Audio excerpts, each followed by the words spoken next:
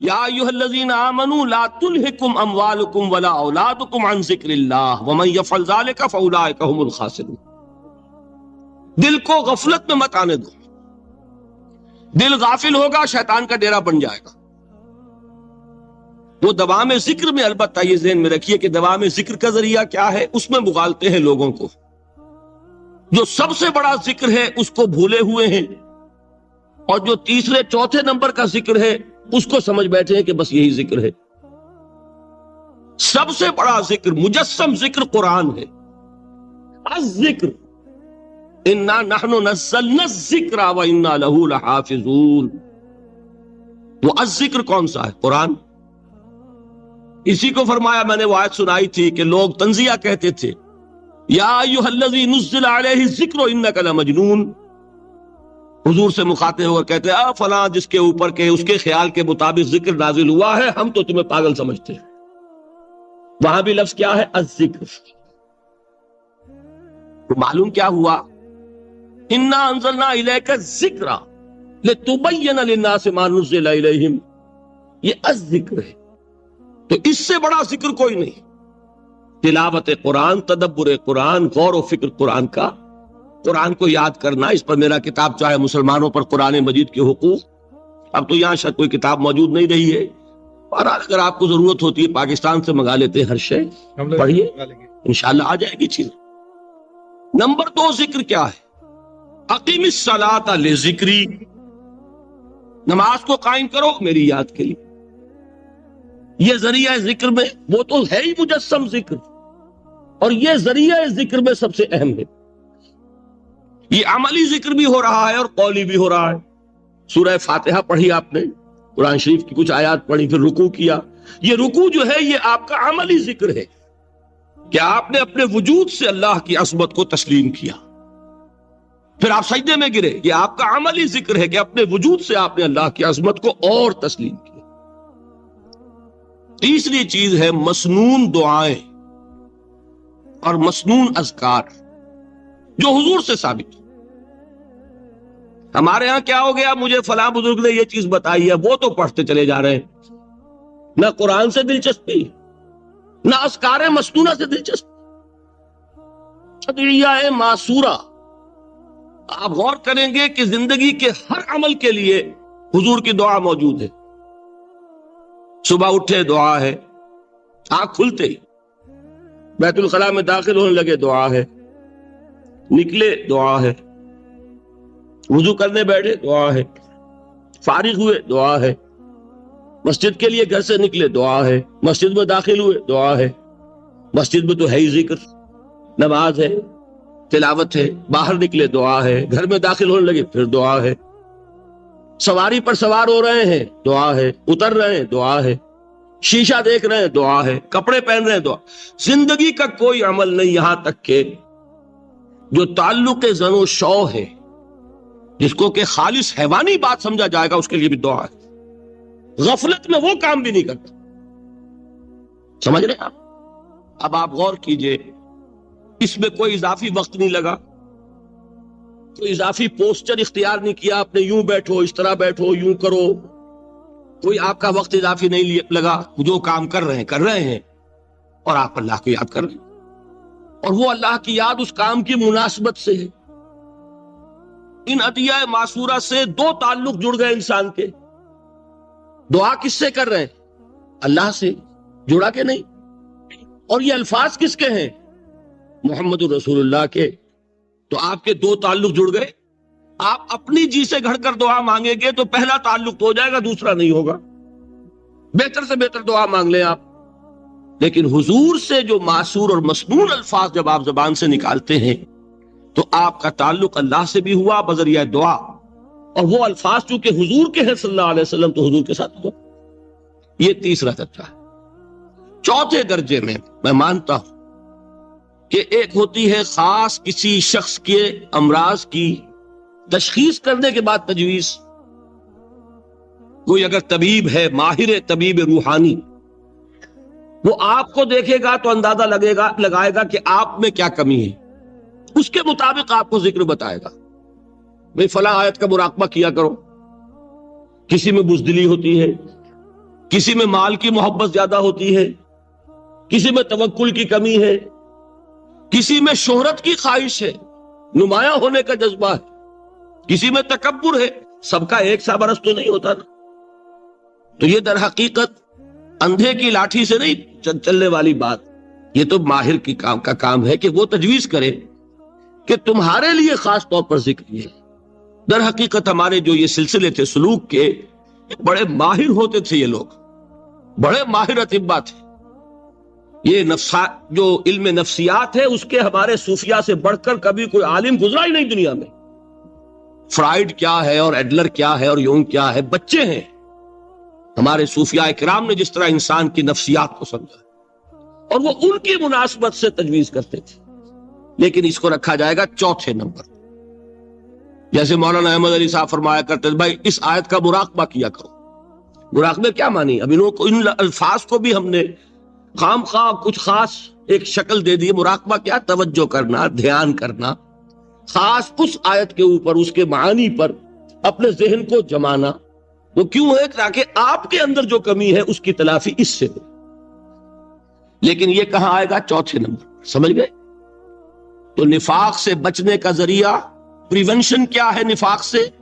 دوام ذکر۔ نہ تمہیں تمہاری اولاد، نہ تمہارے اموال، نہ تمہاری تجارت، نہ کاروبار اللہ کے ذکر سے غافل نہ کر سکے۔ پنجابی میں کہتے ہیں کہ ہتھ کارول اور دل یار۔ کام کر رہے ہیں آپ، لیکن یہ کہ دل اللہ کے ساتھ لگا ہوا ہے، زبان تر ہے اللہ کی یاد سے۔ جو قرآن یاد ہے، گاڑی میں آپ بیٹھے جا رہے ہیں، 2 گھنٹے آپ کو کار میں لگانے ہیں، قرآن شریف پڑھتے جائیے، اس سے بڑا ذکر ہی کوئی نہیں۔ یہ ہے پریونشن۔ اب اگر مرض ہو جائے تو کیا؟ اس کے لیے 2 چیزیں ضروری ہیں۔ ایک دیکھیے، عجیب ہے یہ، نفاق کا علاج انفاق سے، صرف ایک الف لگانا۔ انفاق کے معنی اور ہے، یہ بنا ہے کس سے؟ نفقت الدراہم، پیسے ختم ہو گئے، مک گئے، یا نفق الفرس، گھوڑا مر گیا۔ تو مال کو کھپانا، لگانا اللہ کی راہ میں، اگر دل میں نفاق کی کوئی آلائش آئی ہے تو اس کا ازالہ ہوگا انفاق فی سبیل اللہ سے۔ مال اللہ کی راہ میں دیجئے، صدقہ کیجئے، خیرات کیجئے، دیجئے، اللہ کے دین میں لگائیے۔ جتنا لگائیں گے نفاق دھل جائے، اس لیے کہ اصل سبب نفاق کا ہے ہی حب دنیا، دنیا کی محبت۔ لہذا اس کا ازالہ ہوگا جو سب سے محبوب شے ہے، مال۔ انہ لحب الخیر لشدید، مال محبوب ترین ہے کہ نہیں؟ لہذا اس کو اللہ کی راہ میں لگائیں گے تو وہ نفاق دھل جائے گا۔ اور ایک اور چیز ہے جو بہت اہم ہے، بہت ہی شعوری طور پر اس کا اہتمام کیجئے۔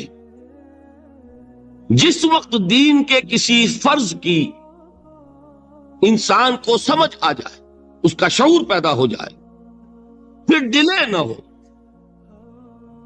ذرا سا ڈیلے جو ہے اس پر عمل کرنے میں، یہ در حقیقت نفاق کو جڑ پکڑنے کا موقع دینا ہے۔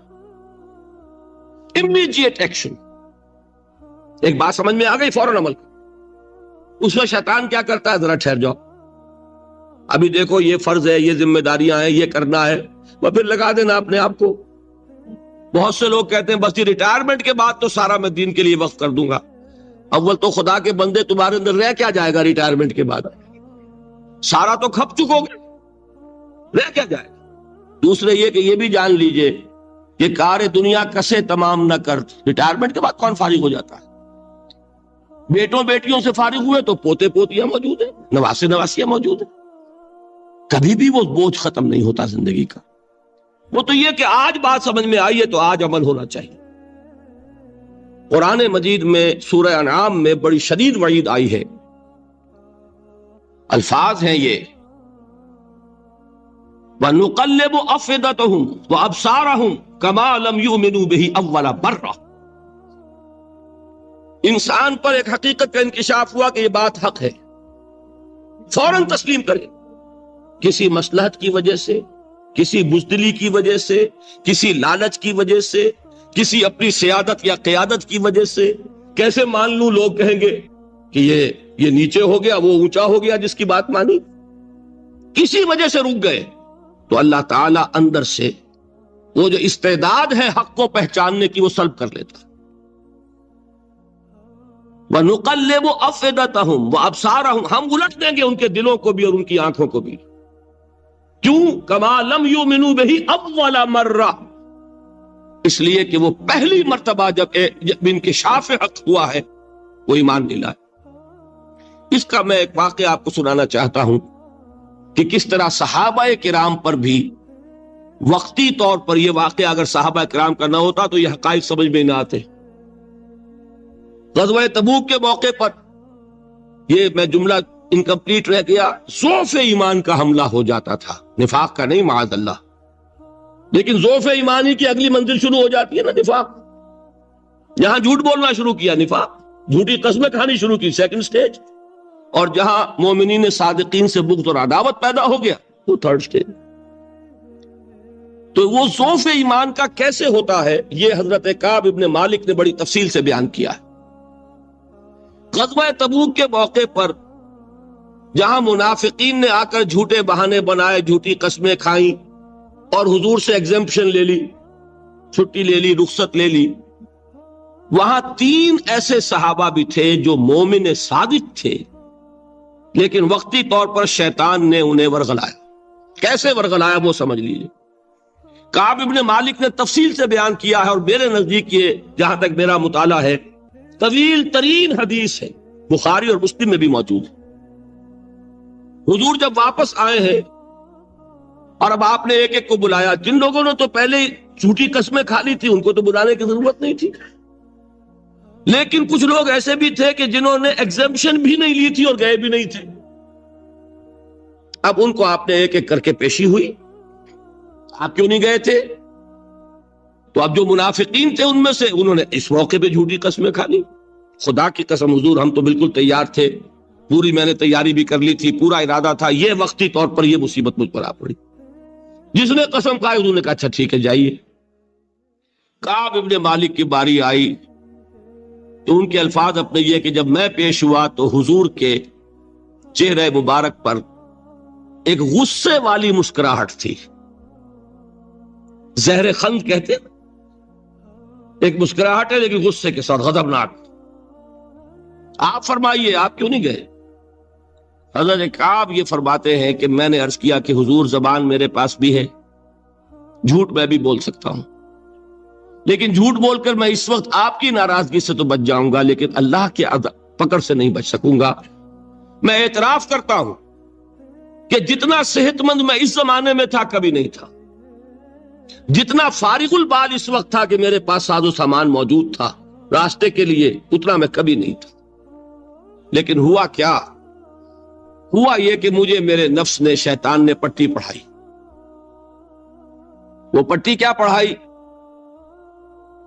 کہ حضور تو 30,000 کے لشکر کے ساتھ چلیں گے تو لشکر تو سلولی موو کرے گا نا، تمہارے پاس بڑی تکڑی، بڑی توانا صحت مند اونٹنی ہے، تم ذرا 2 دن بعد چلنا تیزی کے ساتھ اور حضور سے مل جانا، بس یہ تاخیر کارواں. تو انہیں خیال آیا کہ ابھی 2 دن گھر کی ٹھنڈی چھاؤں ہے، میں یہاں پہ جو آرام ہے وہ کر لوں. مجھے جگر کا شعر یاد آیا ہے کہ تپتی راہیں مجھ کو پکاریں، دامن پکڑے چھاؤں گھنیری. ایک طرف فرض کی پکار ہے، اس میں تو ظاہر بات ہے کہ وہ تپتی راہیں ہیں. لا تنفروا فی الحر سنا چکا ہوں آیت. یہاں گھر میں، نخلستان میں، کھجوروں کی چھاؤں میں، اہل و عیال میں یہ ٹھنڈی چھاؤں جو ہے یہ پکڑ رہی ہے. بھائی 2 دن ٹھہر کے چلے جانا، ٹھیک ہے، کوئی نیت میں خرابی نہیں ہے نا. اس کے بعد پھر جب ابھی 2 دن اور ٹھہر جاؤ، یہ تو بڑا لمبا سفر ہے، ذرا تیز اور دوڑ لینا. تو فرماتے ہیں کہ حضور میں اسی طریقے سے تاخیر و تعویق میں پڑا رہا، یہاں تک کہ ایک روز اچانک مجھ پر یہ چیز منکشف ہوئی کہ تو میں چاہے کتنا بھی تیز چل لوں میں آپ سے نہیں مل سکتا. میرے اعصاب ڈھیلے ہو گئے، اس طرح میں محروم رہا. حضور نے بائیکاٹ کا حکم دیا صحابہ کو. 3 صحابہ تھے ایسے, 2 اور تھے جنہوں نے اسی طریقے سے اعتراف کیا. حضور نے حکم دے دیا کوئی ان سے گفتگو نہ کرے. سوشل بائیکاٹ بڑی سخت سزا تھی جو دی گئی ہے, اس کی بڑی تفاصیل ہے. اللہ تعالیٰ شوق دے تو وہ حدیث پوری پڑھیے. میں نے تو 2 جمعوں میں ایک مرتبہ صرف اس ایک حدیث کو بیان کیا تھا. شاید کہیں کیسٹس ہوں میرے ہاں, ہمارے نمبر کوئی مجھے یاد نہیں ہے, لیکن یہ بڑی عجیب حدیث ہے. لیکن اس میں جو اصل سبق ہے وہ کیا ہے؟ اس طریقے سے شیطان لے تو لال, تاخیر, تعویق, ابھی کیا جلدی ہے, ذرا اس کام سے فارغ ہو لو, ذرا پھر ترافی کر لینا, ذرا زیادہ زور سے کام کر لینا. یہ وہ چیز ہے کہ جو وہ تو خیر صحابی تھے, بچ گئے. اگر وہاں جھوٹی قسم بھی کھا دیتے تو گئے تھے. یہ تو اتنا ہی ہے نا, مردی و نامردی قدم فاصلہ دارت. اس میں تو یہی ہے کہ ذرا ایک جھوٹی قسم کھا دیتے, جھوٹے بہانہ بنا دیتے, تو اب ضعف ایمان نہ رہتا, وہ نفاق کی سرد شروع ہو جاتی. وہ اللہ تعالیٰ نے ان کو بچایا. لیکن یہ کہ ہم کیسے بچیں گے اگر ہم نے یہ روش اختیار کی؟ لہذا 3 کام دوام ذکر نمبر 1, اس کی میں شرح کر چکا ہوں. 4 اذکار یاد کر لیجئے گا ان کو, ورنہ کیا فائدہ. نمبر 2 انفاق فی سبیل اللہ, نفاق کا علاج انفاق سے. نمبر 3 یہ عادت اپنے اندر پیدا کیجئے شعوری طور پر کہ جب ایک حقیقت واضح ہو جائے فوراً اعتراف, کہ ہاں بھائی بات ٹھیک ہے آپ نے. جب ایک فرض کا احساس ہو جائے فوراً اس کی ادائیگی کے لیے آغاز. تاخیر و تعویق ہے کہ جس سے پھر نفاق کو موقع ملتا ہے. اللہ تعالیٰ مجھے اور آپ کو حقیقی ایمان عطا فرمائے اور نفاق سے بچائے رکھے. اب آئیے حقیقت و اقسام شرک پر. دیکھیے, ہر شخص یہ جانتا ہے کہ اسلام دین توحید ہے. ایک لفظ میں اگر کہیں گے تو اسلام کا سب سے بڑا وصف, سب سے بڑی علامت توحید. وہ جو اقبال نے کہا کہ توحید کی امانت سینوں میں ہے ہمارے, آسان نہیں مٹانا نام و نشاں ہمارا. تو توحید ہے. توحید کی ضد ہے شرک. ٹھیک, اس سے میں ایک نتیجہ نکالتا ہوں. کوئی مسلمان جان بوجھ کر مشرک نہیں ہو سکتا. یہ میرا نتیجہ ہے. جان بوجھ کر مشرک نہیں ہو سکتا. وہ شرک میں مبتلا ہوگا تو ناسمجھی میں ہوگا, نادانی میں ہوگا, وہ اسے شرک نہیں سمجھے گا. یہ ممکن نہیں ہے کہ کوئی مسلمان ہو, گیا سے گیا مسلمان, گزرا سے گزرا مسلمان, گھٹیا سے گھٹیا مسلمان, لیکن وہ شرک کو شرک سمجھتے ہوئے اس پہ آلودہ ہوتا کیا سمجھ میں نہیں آتا کہ شرک. تو ضرورت بہت ہے کہ ہم یہ پہچانیں کہ یہ شرک ہے کیا. دوسری بات یہ جان لیجئے, ہمارے دین میں ناقابل عفو جرم کون سا ہے؟ شرک. 2 مرتبہ بیان فرمایا گیا سورہ نساء میں صرف, ان اللہ لا یغفر ان یشرک بہ ویغفر ما دون ذلک لمن یشاء. اللہ تعالیٰ اسے تو ہرگز نہیں بخشے گا کہ اس کے ساتھ شرک کیا جائے, ہاں اس سے کم تر جس کو چاہے گا معاف فرما دے گا. نوٹ کر لیجئے, اس کی بھی اندر بھی اوپن لائسنس نہیں ہے کہ بقیہ سارے گناہ لازماً معاف کر دے گا. یہ نہیں ہے. اس سے تو آپ میں جرت پیدا ہو جائے گی, باقی سب کیے جاؤ. یہ نہیں, جس کو چاہے گا بخش دے گا, لیکن امید ضرور دلا دی کہ شرک سے کم تر کوئی گناہ ہو تو اس کی بخشش کی بغیر توبہ کے. اللہ تعالیٰ نے امید دلائی, توبہ سے تو شرک بھی معاف ہو جائے. اس سے مراد کیا ہے؟ بغیر توبہ کے. اللہ تعالیٰ نے فرمایا کہ اور گناہوں کے بارے میں تو امید کی جا سکتی ہے, لیکن شرک کے بارے میں ہرگز نہیں. اہمیت واضح ہو گئی. مزید نمبر 3, اس شرک کی ہماگیریت کا عالم یہ ہے کہ سورہ یوسف کی آیہ مبارکہ ہے, وَمَا يُؤْمِنُ أَكْثَرُهُمْ بِاللَّهِ إِلَّا وَهُمْ مُشْرِكُونَ. انسانوں کی اکثریت کا حال یہ ہے کہ وہ اللہ پر ایمان نہیں رکھتے مگر کسی نہ کسی قسم کے شرک کے ساتھ. یہ یونیورسلٹی ہے اس کی. کہ اللہ کو بھی مان رہے ہیں لیکن کسی نوع کا شرک جو ہے وہ بھی لگا رکھا. وما یؤمن اکثرهم باللہ، انسانوں کی اکثریت کا حال یہ ہے کہ وہ ایمان نہیں رکھتے اللہ پر، الا وهم مشرکون، مگر یہ کہ کوئی نہ کوئی شرک بھی کرتے ہیں. چوتھی بات یہ سمجھیے کہ شرک ہر دور میں بھیس بدل کر آتا ہے. یہ ضروری نہیں ہے کہ شرک کی جو قسمیں آج سے 200 برس پہلے تھیں صرف وہی آج بھی رہے. ہو سکتا ہے کہ بالکل نئی شکلیں اس شرک نے اختیار کریں. اس سے کیا نتیجہ نکلا کہ اگر اجتہادی بصیرت نہیں ہوگی تو ہو سکتا ہے کہ ایک شخص جو ہمارے سابق علماء نے لکھ دیا کہ یہ چیز شرک، یہ چیز شرک، یہ چیز شرک، یہ چیز شرک، آج سے 500 برس پہلے کا انسان بڑے سے بڑا عالم دین اپنے زمانے کے شرک کو پہچان کر تو لکھ سکتا ہے. اس سے تو آپ بچ رہے ہیں. امام ابن تیمیہ نے اس کو شرک قرار دیا، اس کو شرک قرار دیا، اس کو شرک قرار دیا. کوئی شخص ہے جو اس سے تو بچ گیا. امام صاحب کی دی ہوئی بصیرت سے اس نے ان جو اقسام ہے شرک کی ان کو پہچان لیا، لیکن یہ عین ممکن ہے کہ آج کے شرک کو وہ نہ پہچان رہا ہو. اپنی جگہ وہ سمجھ رہا ہو اپنے آپ کو بہت بڑا موحد، جبکہ اس دور کا جو شرک ہے اس میں ملوث ہو. اس کو میں نے کہا ہے کہ اس شرک کے بارے میں بڑی اجتہادی بصیرت کی ضرورت ہے. فارسی کا ایک شعر ہے، بڑا پیارا شعر ہے، بہر رنگے کے خواہی جامہ می پوش، من انداز قدت رامی شناسم. اپنے محبوب سے کہہ رہا ہے شاعر کہ تم جس طرح کا چاہو لبادہ اوڑھ لو، میں تمہیں تمہارے قد سے پہچان لوں گا. کتنا ہی چھپا لو اپنے آپ کو، کیسے ہی لباس بدل لو، بہر رنگے کے خواہی جامہ می پوش، من انداز قدت رامی شناسم، میں تمہارے قد سے تمہیں پہچان. یہ اگر بصیرت نہ ہو کہ شرک کو اس کے قد سے پہچان سکیں آپ، اس کے لیے ضرورت ہے اصولوں کی. دیکھیے جس طرح الجبرا کے اصول ہوتے ہیں، فارمولا ہے، فارمولا ہاتھ میں آ گیا، آپ مسئلے حل کرتے چلے جا رہے ہیں، آپ اپلائی کرنے کی دیر ہے فارمولے کی.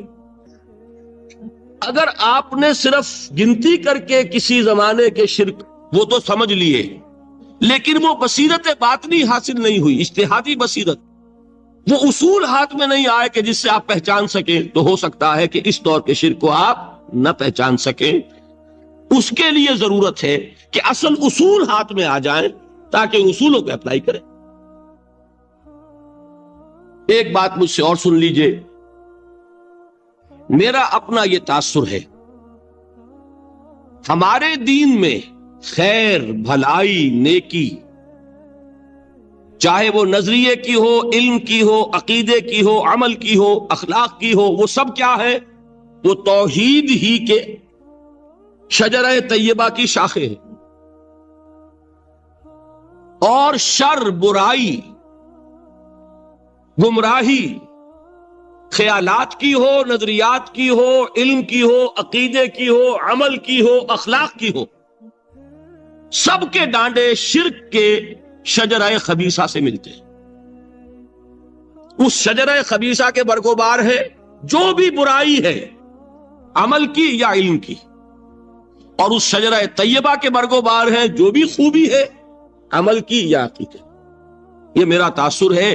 اور جب تک اس انداز میں وہ آپ کو اندرونی رشتے ظاہر نہیں ہوں گے، آپ پر منکشف نہیں ہوں گے، وہ اجتہادی بصیرت جو ہے پیدا نہیں ہو سکے گی.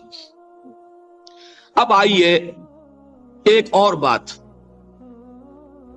دیکھیے، شرک میں اور الحاد میں کیا فرق ہے یہ بھی ہم نہیں سمجھتے. الحاد، مادہ پرستی، وہ کیا ہے؟ ایتھیزم، کسی بھی خدا کا انکار. ہمارے آج کے دور کی سب سے بڑی گمراہی یہ ہے. شرک کیا ہے؟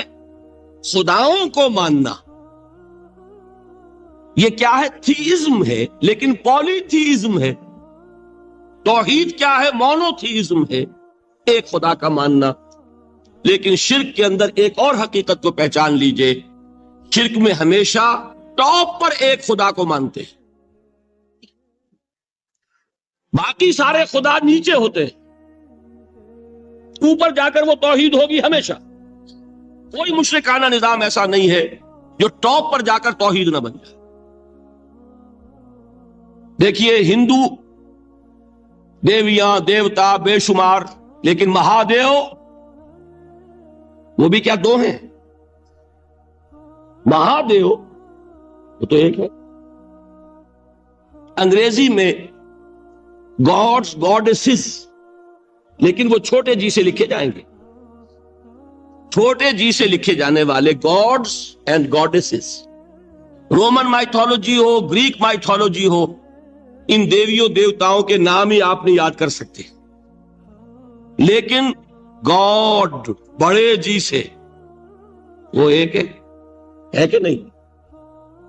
ٹاپ پر جو ہے وہ ایک ہے، اس کو وہ بھی مانتے ہیں کہ اومنی پوٹنٹ، اومنیشنٹ، اومنی پریزنٹ، علی کل شیء قدیر، بکل شیء علیم، ہر جگہ موجود، وہ تو ایک ہی ہے، وہ تو کیپٹل جی سے لکھا جائے گا۔ باقی اس کے نیچے فوج ہے دیویوں کی، دیوتاؤں کی، خداؤں کی اور خدانیوں کی، وہ گاڈز اینڈ گاڈیسز ہیں۔ عرب میں کیا تھا؟ میں نے پہلے آپ کو وہ دو مثالیں دے دی ہیں، تیسری اور ایران کی لے لیجئے، خیر کا خدا اور شر کا خدا اور، ایک یزدا ایک اہرمن، ٹھیک، سنویت ہو گئی نا، دو خداؤں کو مانا، لیکن وہی ہے جو خدائے خدائے گاں، خداؤں کا خدا، اس کو ایک ہی مانتے ہیں۔ یہی معاملہ عرب میں تھا، اللہ وہ ایک ہی تھا ان کے ہاں۔ قرآن میں آتا ہے ان سے پوچھئے وَلَئِن سَأَلْتَهُم مَّن خَلَقَ السَّمَاوَاتِ وَالْأَرْضَ لَيَقُولُنَّ اللَّهُ، جب ان سے کہا جاتا ہے کہ کس نے پیدا کیا آسمان اور زمین کو، یہ فوراً کہیں گے اللہ۔ فَأَنَّىٰ يُؤْفَكُونَ، تو یہ ماننے کے بعد کدھر جا رہے ہیں؟ وہ کیا کہتے تھے کہ وہ بڑا اللہ تو ایک ہی ہے، لیکن چھوٹے آلہہ ہیں۔ آلہہ اور اللہ میں وہی فرق ہے جو کیپٹل جی کا گاڈ اور چھوٹے جی سے گاڈز اینڈ گاڈیسز، وہی فرق ہے کہ جو مہادیو اور دیویوں اور دیوتاؤں میں ہے، وہی وہاں تھا اللہ، وہ ایک اور سپریم، سب سے بالا تر، اس سے اوپر کوئی نہیں، تخلیق میں اس کا کوئی ساجی نہیں، لیکن اس نے کچھ آلہہ ہیں جنہیں کچھ اختیارات تقسیم کیے ہوئے، کچھ اس کے لاڈلی ہستیاں ہیں جو سفارش کر سکتی ہیں۔ بس یہ شرک تھا مشرکین مکہ، بات سمجھ رہے ہیں؟ اس کا جائزہ لیں گے تو آپ کو، اور جو آج شرک کی اقسام میں بیان کروں گا اس کو ہاتھ میں لیں گے تو کسی موحد کا تلاش کرنا مشکل ہو جائے گا۔ ڈھونڈ اب ان کو چراغ رخ زیبا لے کر، آج جن کا نام مسلمان ہے ان کی اکثریت کسی نہ کسی نوع کے شرک میں مبتلا ہے۔ اب آئیے اقسام شرک۔ اقسام شرک میں بھی وہی کیفیت ہے جو نفاق کے بارے میں میں نے عرض کی تھی کہ ایک تقسیم یہ ہے جو علماء نے کی ہے، ایک ہے عقیدے کا نفاق، ایک ہے عمل کا نفاق، اسی طرح ایک ہے عقیدے کا شرک، ایک ہے عمل کا شرک۔ عقیدے میں نہیں ہے، عمل میں ہے۔ ایک تقسیم آپ نے سنی ہوگی شرک جلی، شرک خفی، ایک ہے ننگا شرک، کھلم کھلا شرک، ایک ہے چھپا ہوا شرک جو نظر نہیں آتا۔ لیکن ایک مغالطہ اپنے دل سے نکال دیجئے، بعض لوگ شرک خفی کو شرک نہیں سمجھتے، یہ بہت بڑی غلطی ہے۔ اگر وہ شرک نہ ہوتا تو حضور اسے شرک نہ کہتے، کوئی اور لفظ، عربی زبان کا دامن جو ہے محدود نہیں ہے، پھر اس کے لیے کوئی اور لفظ اختیار فرمایا جاتا، وہ شرک۔ لیکن ایک شرک ہے جلی جو نمایاں ہے، نظر آ رہا، ایک ہے شرک خفی جو نظر نہیں آ رہا، اور وہ کتنا خفی ہو سکتا ہے اس کی ایک مثال دی حضور نے۔ شرک خفی اتنا خفی ہو سکتا ہے، ذرا مبالغہ دیکھیے جو حضور نے بات کو سمجھانے کے لیے مثال میں جو مبالغہ اختیار فرمایا۔ ایک سیاہ اندھیری رات میں ایک سیاہ پتھر پر ایک سیاہ چونٹی کو رینگتے ہوئے دیکھنا جتنا مشکل ہے، اتنا ہی شرک خفی کا پہچاننا مشکل ہے۔ بتائیے، آپ نے فرمایا انا افصح العرب، میں عرب کا فصیح ترین انسان ہوں، اس سے آگے کوئی مثال دی جا سکتی ہے؟ اندھیری رات، تاریک رات، پتھر سیاہ، چیونٹی سیاہ، کون دیکھ سکتا؟ جتنا اس کو دیکھنا ناممکن ہے اتنا ہی شرک خفی کا پہچاننا مشکل ہے۔ گویا کہ اس سے تو اللہ ہی بچائے گا تو انسان بچے گا۔ ایک آخری بات تمہیداً اور عرض کر دوں، پھر میں چلوں گا اقسام پر۔ میری جو باتیں آپ کے سامنے آئی اس سے ایک منطقی نتیجہ نکلتا ہے، کوئی شخص اگر حقیقتاً شرک سے بچ جائے،